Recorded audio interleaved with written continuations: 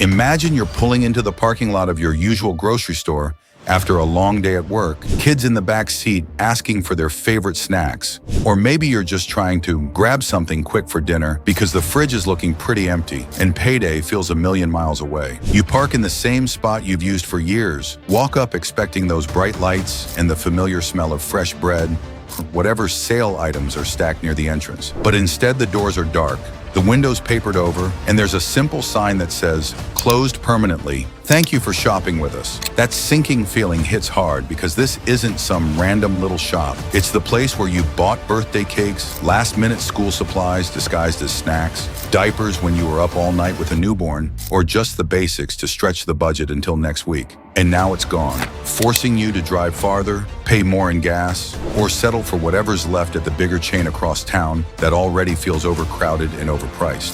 This isn't a one-off story. It's happening right now to families just like yours all over the country. And in 2026, it's hitting harder than ever as more and more of these everyday anchors disappear from our neighborhoods, small towns, and even suburbs. The squeeze we're all feeling, skyrocketing food prices that climb faster than wages ever do, bills stacking up while paychecks stay flat, the constant stress of making ends meet when everything from rent to utilities to car repairs keeps going up, is finally showing up in the places we rely on most. 8 big grocery chains are either shuttering locations left and right or facing such serious pressure that entire regions could wake up to empty stores and longer drives just to buy milk or bread.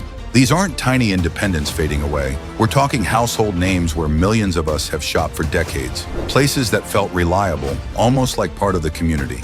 But the reality is brutal. Thin profit margins that can't handle rising labor costs, theft eating into inventory, competition from online giants and discount behemoths, and an economy where regular people are cutting back on everything non-essential just to keep the lights on at home. Stick with me through this because 2 of these chains might be the exact ones you still head to today for your weekly haul or holiday meal prep. And understanding why they're closing isn't just news. It's a warning about what's coming next for all of us. And you deserve to know what's really going on before your next trip to the store changes forever. Before I share the list of these 8 big grocery chains facing major closures, I want to be really clear about something. This isn't one of those panic videos trying to make you think the sky is falling or that America's completely collapsing tomorrow. That's not what this is about at all. These are confirmed real-world closures that stores and companies have already announced or are actively carrying out. Stuff that's hitting communities right now, not speculation or fear-mongering. What we're actually looking at together is why this is happening, what the patterns tell us about the everyday financial pressures so many of us are dealing with, like food prices climbing faster than paychecks, thin store margins getting crushed, and regular families having to stretch every dollar just a little further. It's grounded info that helps make sense of the changes we're seeing at the checkout line and in our neighborhoods. No hype, just the facts and what they mean for real life. So take a breath, settle in, because understanding this can actually help you plan better for your own shopping and budget. All right, let's go through the 8 one by one. Starting at number 8 on our list is Amazon Fresh and their physical stores here in the US. They've shuttered at least 4 locations in Southern California this year alone, including spots in La Habra, La Verne, Mission Viejo, and Whittier, with closures wrapping up by November. The main driver behind this is that their aggressive push into brick and mortar didn't hit the sales targets they expected, hammered by high operational costs like labor and logistics that just aren't panning out in a tough retail climate. For everyday households, it highlights how even deep-pocketed giants are pulling back when shoppers are pinching pennies more than ever, forcing families to rethink convenient local options and potentially face higher delivery fees or longer trips for basics. Shifting gears to number 7, which is Ahold Delhaize. Giant food and stop and shop under Ahold Delhaize have focused on closing key facilities rather than just storefronts, like Giant Food's e-commerce center in Manassas, Virginia, and 5 Giant Company fulfillment spots in Pennsylvania, including Philadelphia and Willow Grove, all set to shut by early 2026. This stems from a strategic pivot to in-store fulfillment to cut overhead, as centralized ops proved too pricey amid rising expenses and shifting consumer habits toward value-driven buying. On the household side, it underscores the growing strain where even established chains in high-cost areas can't sustain extras like dedicated online hubs, meaning folks might see slower deliveries or fewer deals, adding to the daily juggle of affording groceries without the convenience. This next one at number 6 hits close to home for many in the Mid-Atlantic. Shoppers Food has closed 8 stores across Maryland in 2025, with 4 earlier in the year in Essex, New Carrollton, Waldorf, and Westminster by October, followed by another 4 in Capitol Heights, Laurel, Germantown, and College Park by November 8th, impacting 185 jobs. Parent company UNFI cited restructuring needs, but it's really about underperformance in working-class areas where theft, slim margins, and competition from discounters have made profitability a battle. What this means for regular families is a real risk of food deserts emerging, pushing people to travel farther and spend more on gas or settle for pricier alternatives when budgets are already stretched thin by inflation. Surprisingly resilient until now, but at number 5, Grocery Outlet, the discount chain, has pulled the plug on a couple of existing stores while scrapping 15 planned openings for 2025 and 8 more for 2026, including closures like one in Portland where the lease ends in January without renewal,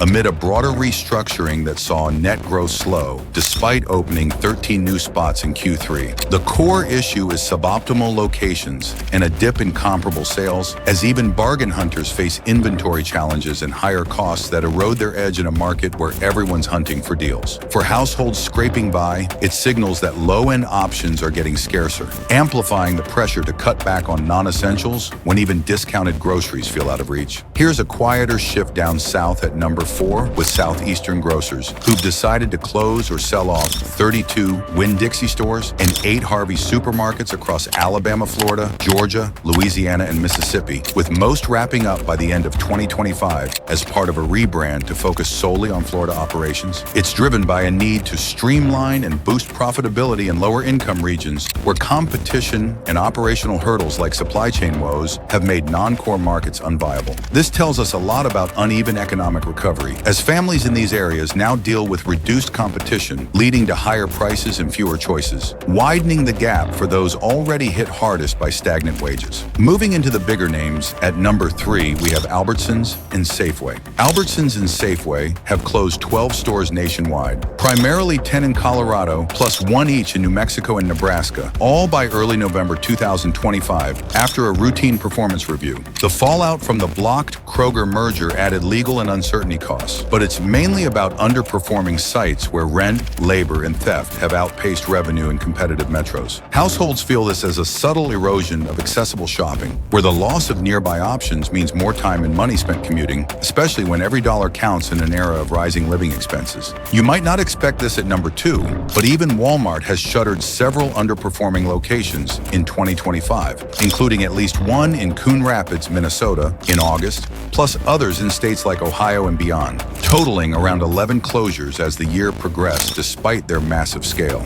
These decisions come from optimizing for profitability, as local factors like high rent, increased theft, and slumping sales in certain areas make the math unsustainable even for a behemoth. It reveals the broader squeeze on American wallets, where if the king of low prices can't make it work everywhere, average families are left navigating fewer affordable hubs, ramping up the challenge of stretching budgets and deteriorating local economies. And finally, topping the list at number 1, we have Kroger. Kroger is the largest U.S. grocery chain in America. Kroger has confirmed closures of dozens of stores through 2025 and into 2026, with around 60 planned overall, including specific ones like in Atlanta, Georgia by July, multiple in Virginia and Tennessee by September, and others in Washington state by October, affecting major metros and smaller towns alike. At the heart of it are long-term margin pressures from underperformance, heightened by supply issues, labor shortages, and the failed merger attempt that drained resources without the expected synergies.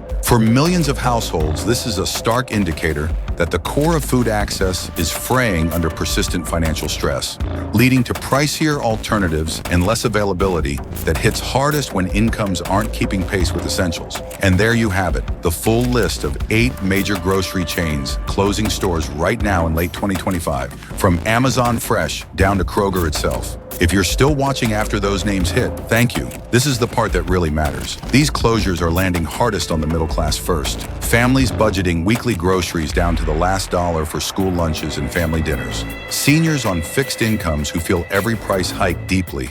Workers with steady but no margin jobs. Nurses, teachers, mechanics who cover rent or mortgage but have nothing left when basics climb again. Whether you're renting and watching every bill or owning a home still squeezed by taxes and repairs, this pressure shows up in the checkout line for millions of us who aren't in crisis yet, but are carrying more every month. Before anyone pictures empty shelves nationwide, let me be clear. This does not mean food shortages. It does not mean America is running out of grocery stores or that you won't find milk and bread next week. What it means is the system, costs, supply chains, consumer wallets, is under sustained pressure, and adjustments always show up at the edges first. Marginal locations, tougher neighborhoods, stores barely hanging on. The core holds longer, but the trimming is real and underway. I want to hear from you. Real stories cut through headlines better than anything.